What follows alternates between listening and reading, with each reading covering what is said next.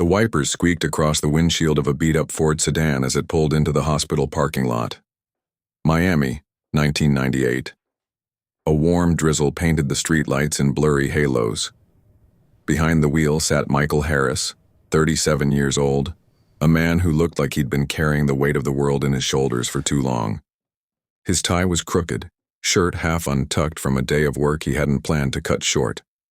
Beside him in the passenger seat was his daughter Emily, 8 years old. She clutched a stuffed bear, its fur matted, one eye missing, and pressed it against her chest like armor. Her forehead glistened with sweat, cheeks flushed from fever.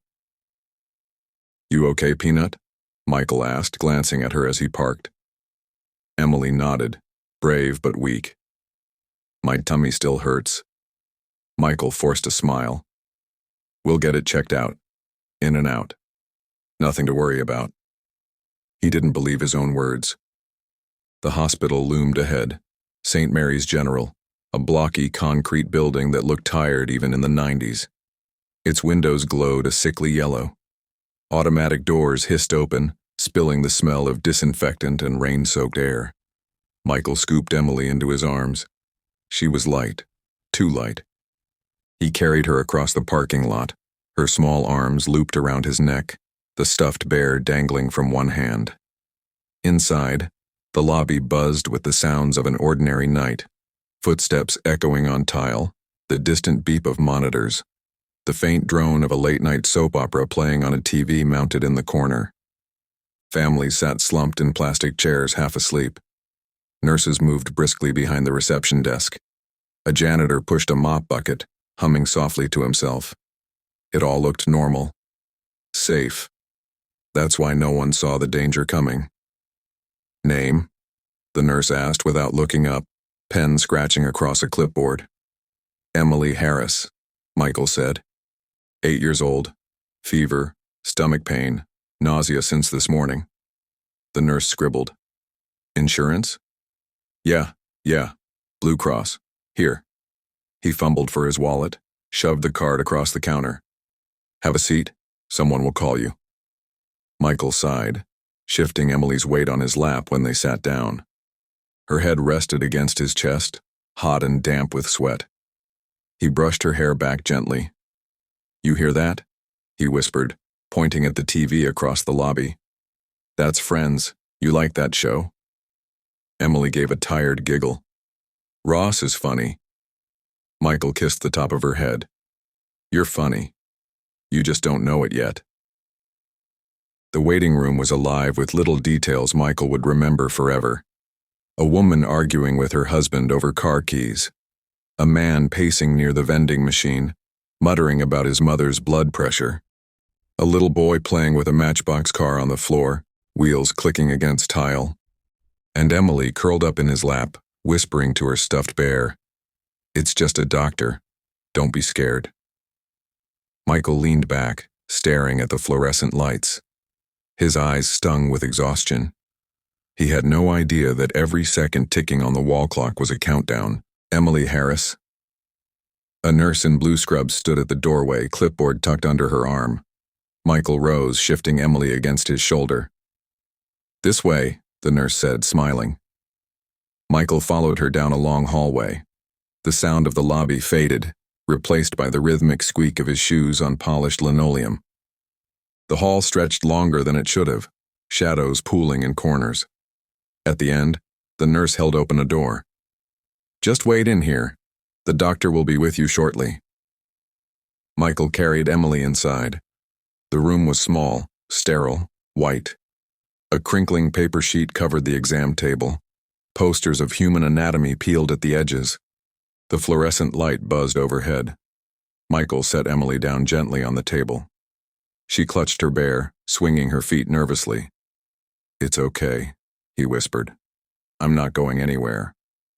But 5 minutes later, a nurse popped her head back in.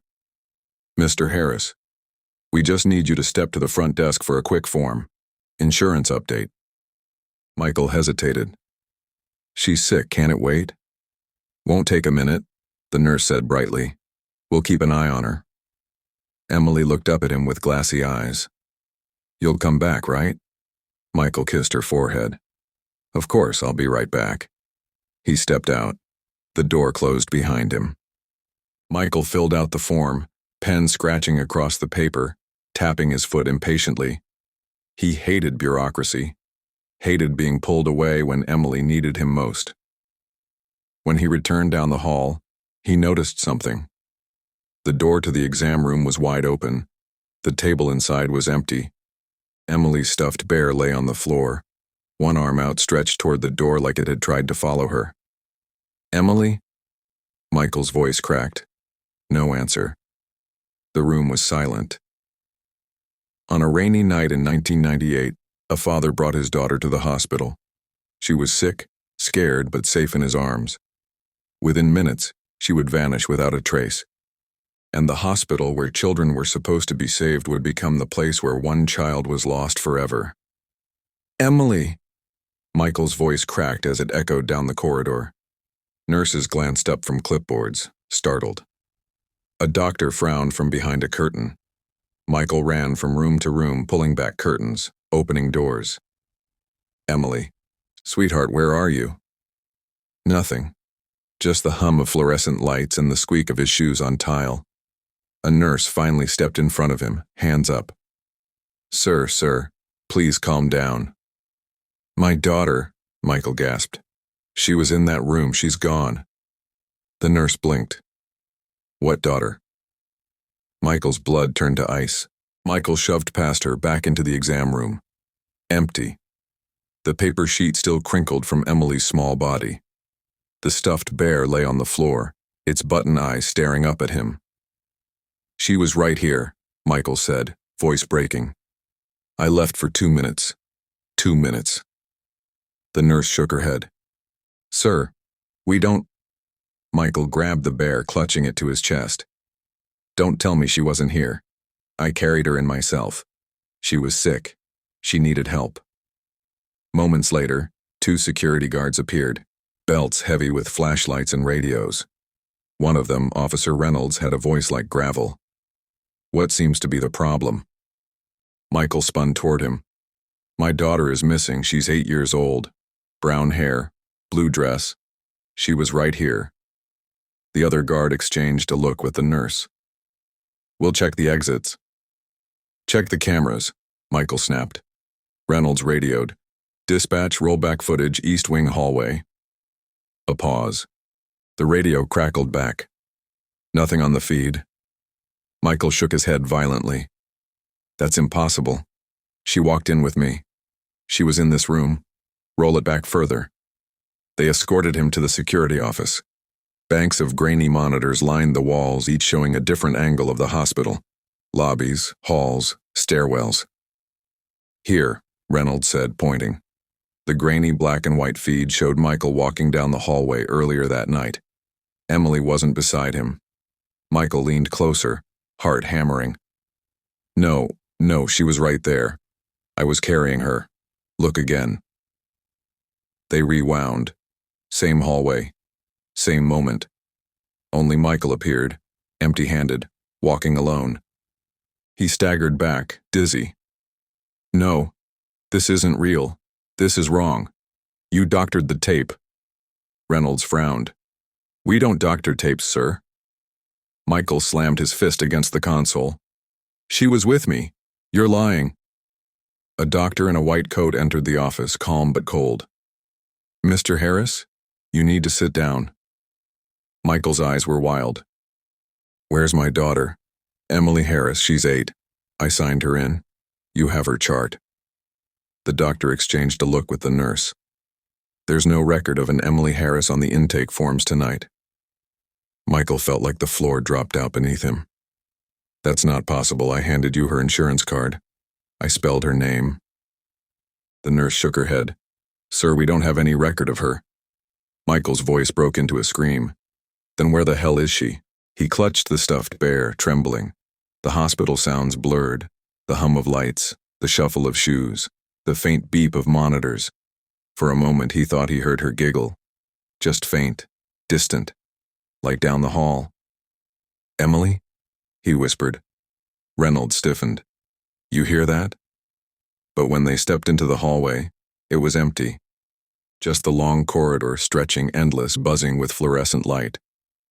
In the middle of a crowded hospital, under cameras, security, and the eyes of a dozen strangers, 8-year-old Emily Harris vanished without a trace. No witnesses, no records, no proof she had ever been there. To the hospital, she didn't exist. But her father knew better, and he would spend the rest of his life searching for the truth.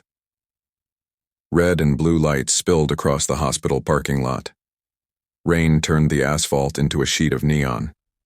2 squad cars screeched to a stop, doors slamming. Detective Sarah Nolan, mid-30s, trench coat already soaked, stepped out with her partner, Officer Rick Gomez. Inside the lobby, Michael Harris paced like a caged animal, clutching Emily's stuffed bear so tightly the seams looked ready to split. His tie hung loose, shirt damp with sweat. "Sir," Nolan said gently. "I'm Detective Nolan. Can you tell me what happened?" Michael spun toward her, eyes wide. "My daughter, Emily, she's gone. I brought her in. I signed her in. She was right there in that room. And now they're telling me she was never here." The detective glanced at Vega, the nurse, then back at Michael. "Okay, we'll figure this out. Start from the top. You brought her in tonight?" "Yes, around 8:30. She had a fever, stomach pains. I carried her in myself." Nolan nodded slowly. "And she was seen by staff?" Michael jabbed a finger toward the nurse's station. "Ask them. They took my insurance card, they called her name, they sent us down the hall." The nurse shook her head stiffly. "We don't have any record of Emily Harris in our system." Michael's voice rose. "Because somebody erased it." Detective Nolan ordered the receptionist to pull the intake logs. They flipped through the carbon copy sheets, names scrawled in messy handwriting. No Emily Harris. Michael grabbed the clipboard, flipping through pages himself. No, she's right here. She has to be." His hands trembled as he realized there was nothing. "Mr. Harris," Nolan said carefully, "do you still have the insurance card you gave them?" Michael patted his pockets. Empty. His face went pale. They had it. I gave it to them." He turned to the nurse. "You took it." The nurse's lips pressed into a thin line. "Sir, I never saw any insurance card." Michael's breathing grew ragged. "This isn't happening. This can't be happening." The detectives moved into the security office. The grainy footage rolled. Nolan leaned close, eyes narrowing. The screen showed Michael walking down the hallway at 8:37 p.m., but his arms were empty. "Where's the girl?" Gomez asked. Michael shouted, "She's right there, I was carrying her." Nolan hit rewind, play again, same thing. Michael walking alone, one hand swinging, the other clutching nothing. "Freeze it," Nolan said. She pointed at the shadow on the wall. For a split second it looked wrong, elongated, stretched, like something was standing beside him. "Do you see that?" she asked. Gomez swallowed hard. "Yeah, but whatever it is, it's not a kid." Police spread through the hospital. Stairwells, bathrooms, waiting areas, even the morgue. No sign of Emily. Nolan stood in the exam room where Michael swore he'd left her. She crouched, running a hand over the paper sheet, still wrinkled, still warm. On the floor lay a faint damp patch, shaped like a child's bare footprint. She called Gomez over. "Get this photographed. Bag the sheet too." Michael clung to the doorframe. "That's hers. That's Emily's. You see? She was here." Nolan nodded slowly. "We'll test it. But yes, it looks like a child's print." Michael's shoulders sagged, half relief, half despair. The hospital administrator arrived, flanked by lawyers. His words were smooth, rehearsed. "There's no record of this child being admitted. There are no witnesses to confirm her presence. Our cameras show Mr. Harris arriving alone. We sympathize, but there's nothing here to support his claim." Michael lunged at him, eyes blazing. "You liar. You're covering something up." Officers pulled him back, his fists shaking in the air. Detective Nolan cut through the noise. Then explain the footprint. Explain the wrinkled sheet. The administrator faltered. Could be contamination. People imagine things when they're under stress. Michael screamed. I'm not imagining my daughter. In the sterile halls of St. Mary's, a father's cries went unanswered. Records vanished. Cameras lied. The hospital claimed the girl had never existed. But one footprint in the dust said otherwise. And as the night wore on, it became clear. This was no ordinary disappearance. It was the beginning of a mystery that would haunt the next 2 decades. The sun rose over Miami with a humid glare. Reporters were already camped outside St. Mary's General by 7 a.m. Microphones jutted into the air like spears, cameras blinking red. Michael Harris stumbled through the hospital doors, shirt wrinkled, eyes red from a night without sleep. Emily's stuffed bear dangled limply in his hand. Mr. Harris, is it true your daughter went missing inside the hospital? One reporter shouted. Michael stopped, blinking in the glare. His lips trembled. Yes, she was here. She was right here. And now she's gone. Flashes popped. Headlines were born. Detective Sarah Nolan faced a wall of microphones. We are investigating a reported missing child, Emily Harris, age 8. At this time, no foul play is confirmed. The investigation is ongoing. Reporters fired questions. Any suspects? Why are there no hospital records? Is the father credible? Nolan's jaw tightened. Mr. Harris's statement is being taken seriously. We are reviewing all available security footage and intake logs. Privately, she admitted to Gomez, the footage doesn't make sense, but something happened here. The hospital administrator held his own press conference. His suit was immaculate, his smile rehearsed. There is no evidence that this child was ever admitted to St. Mary's. We sympathize with Mr. Harris's distress, but we cannot confirm the presence of Emily Harris on our premises. Michael shouted from the back, his voice raw. I carried her in myself. She was sick. She was alive. Security hustled him out. Cameras followed. The image of a broken father became the evening news. Police canvassed the hospital. Staff gave conflicting stories. One orderly said he saw Michael carrying a girl. Another insisted Michael walked alone. A third swore he heard a child giggle near the exam wing just before midnight. None of it added up. The footprint photographed on the exam room floor came back from forensics. Inconclusive. Too smudged. Too partial. The wrinkled sheet? Contaminated. Piece by piece, the evidence evaporated. Michael plastered Miami with flyers. Emily's school photo, missing front tooth, big blue eyes, stared from telephone poles and convenience store windows. He knocked on doors, begged for tips, called talk radio shows. One night, exhausted, he sat on the curb outside the hospital clutching the stuffed bear. A janitor walked by, shaking his head. Man, the janitor muttered, they say that little girl was never even here. Michael whispered, she was. She's mine. She's mine. Whispers spread through the city. Some said Emily had been taken by hospital staff for experiments. Others claimed she had wandered into the maintenance tunnels and never come out. A few swore the hospital was haunted, that children had gone missing before, only no one talked about it. Late at night, security guards muttered about hearing giggles in empty halls, about monitors flickering at 12:17 a.m. with shadows that didn't belong. It was all rumor. None of it helped Michael.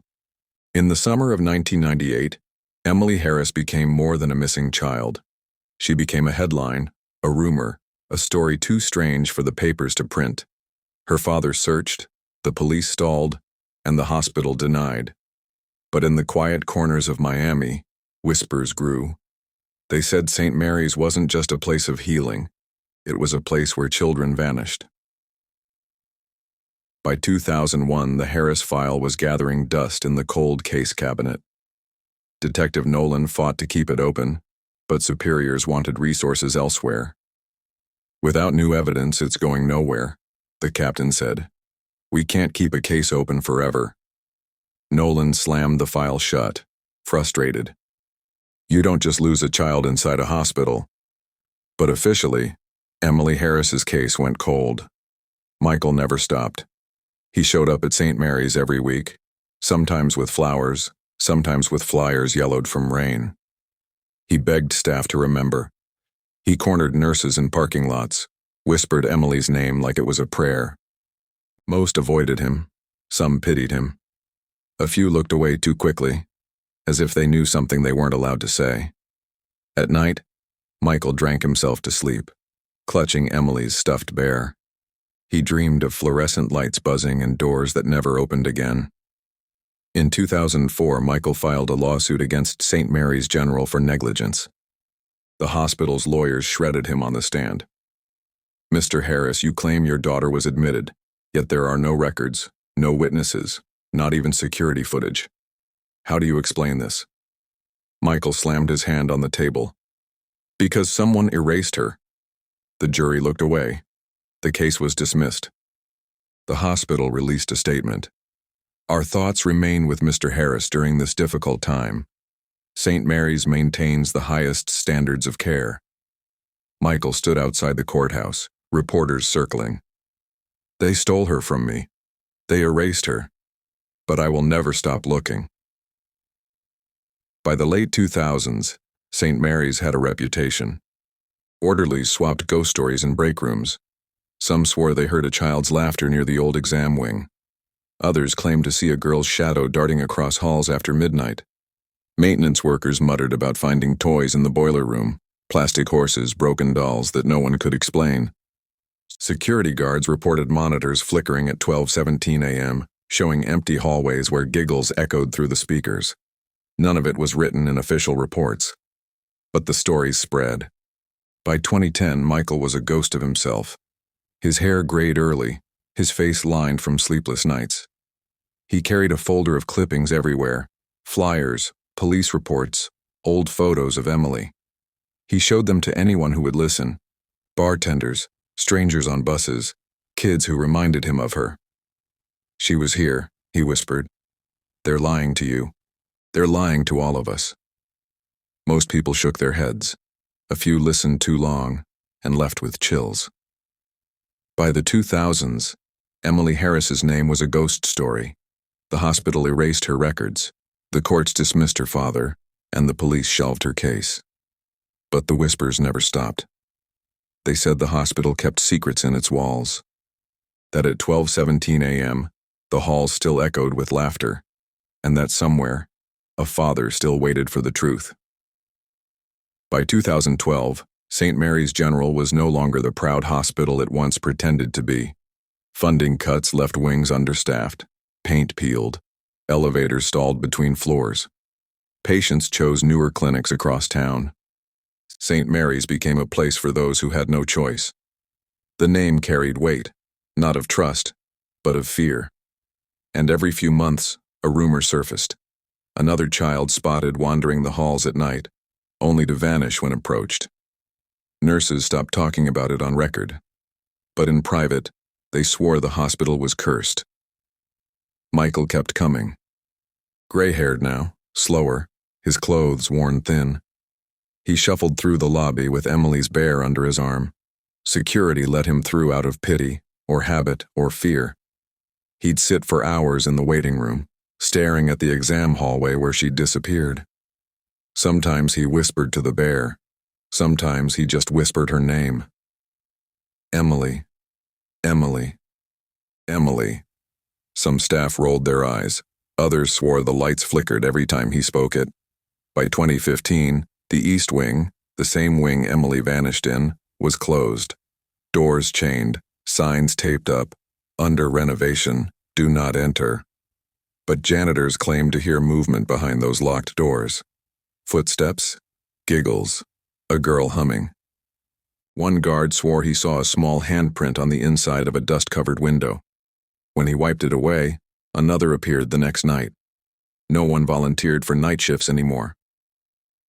In 2018, after a series of lawsuits and budget failures, St. Mary's shut its doors for good.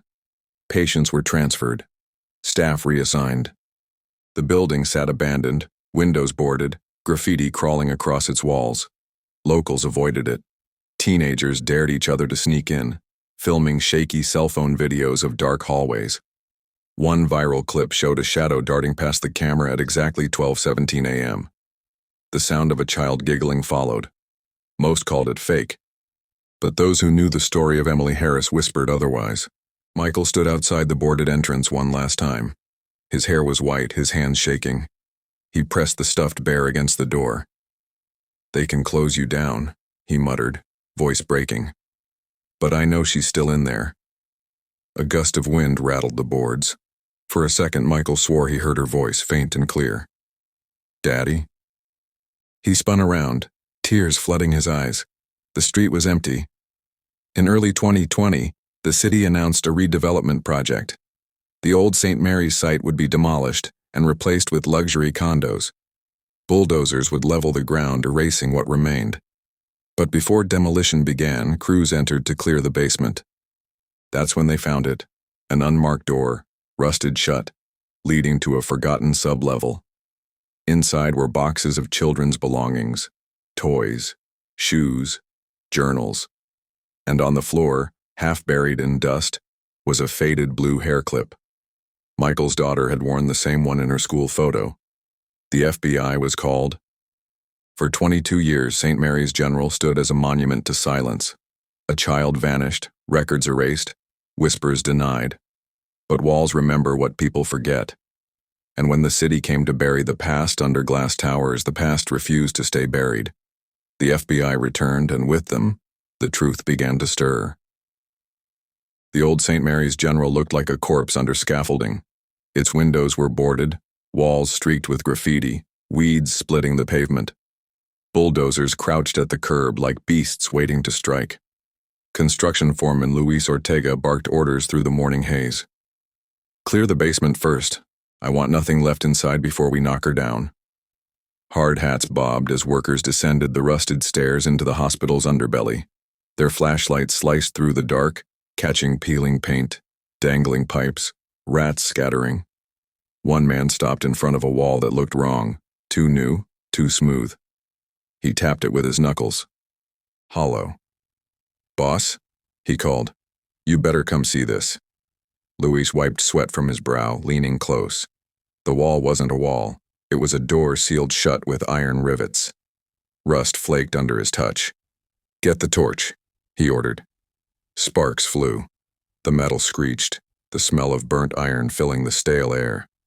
When the lock gave, the door groaned open like it hadn't moved in decades. The workers lifted their flashlights inside. "Holy shit," one whispered. It wasn't a storage closet. It was a room. Dust floated in thick clouds. Cobwebs draped corners like curtains. Against one wall sat a row of small wooden chairs, lined up like a forgotten classroom. On each seat lay something, a toy, a shoe, a book. In the center was a metal gurney, rusted and cracked. Beside it, boxes marked only with numbers. A worker crouched, pulling a small object from the dirt. A faded blue hair clip, plastic cracked but still intact. "Looks like it's been here forever," he muttered. Luis stared. His stomach dropped. "Bag it, and call the cops, now." By afternoon, the building was swarmed. Yellow tape sealed off the block. Reporters gathered like vultures. Detective Sarah Nolan, older now, hair streaked with gray, stood at the threshold of the room. She hadn't set foot in St. Mary's since that night in 1998. Her voice was tight. "This is it. This is what we missed." A tech handed her the hair clip in an evidence bag. She froze. It was identical to the one Emily wore in her second-grade photo. Nolan's hand shook. "Get Quantico on the phone. This isn't local anymore." By nightfall, black SUVs lined the street. The bold white letters FBI stamped across jackets gleamed under floodlights. Special Agent Lucas Park ducked under the tape, taking in the scene with a measured gaze. "Seal the perimeter. Nobody touches anything until my team's inside." Michael Harris wasn't there. His health had collapsed years earlier, but his name was on everyone's lips. Park studied the room. The chairs, the toys, the gurney, the walls that seemed to hum with something unspoken. He turned to Nolan. 22 years later, he said quietly, "Looks like your ghost just came back." In 2020, demolition crews uncovered a room no one was meant to see. Toys, journals, and a single blue hair clip brought the FBI back to a case buried in silence for decades. What had happened inside St. Mary's General? And why had the hospital sealed it away? Inside a makeshift FBI tent, evidence bags glowed under halogen lamps. Each item sat neatly catalogued: a chipped toy horse, a notebook with water stains, the cracked blue hair clip. Special Agent Lucas Park leaned over the table. These things sat sealed for 20 years. Forensic specialist Priya Menon examined the notebook.